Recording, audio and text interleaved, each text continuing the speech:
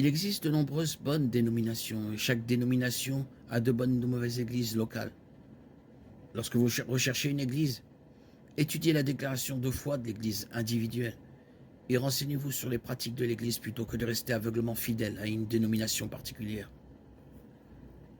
Le choix d'une église ne doit pas être basé uniquement sur la dénomination.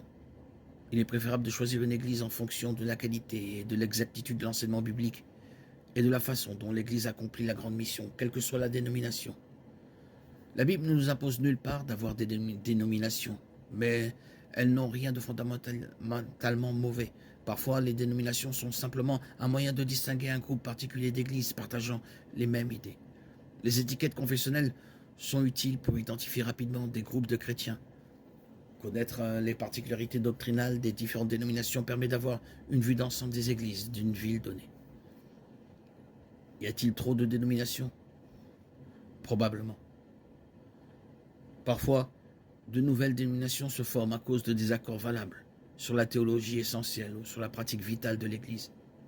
Et la vérité doit se séparer du mensonge. D'autres fois, de nouvelles dénominations se forment sur des questions mineures qu'il vaut mieux résoudre dans un esprit d'amour et d'humilité. Vivez en paix les uns avec les autres. 1 Thessaloniciens 5,13. Le corps du Christ est interconfessionnel. Nous pouvons choisir des étiquettes pour nous-mêmes et pour les autres, et de telles étiquettes ont leur place. Mais Jésus n'a jamais attribué d'étiquette confessionnelle. Le corps du Christ est composé de quiconque invoque le nom du Seigneur. Et l'évangile du salut par grâce, par la foi, unit les croyants malgré nos différences confessionnelles. Acte 2, 21.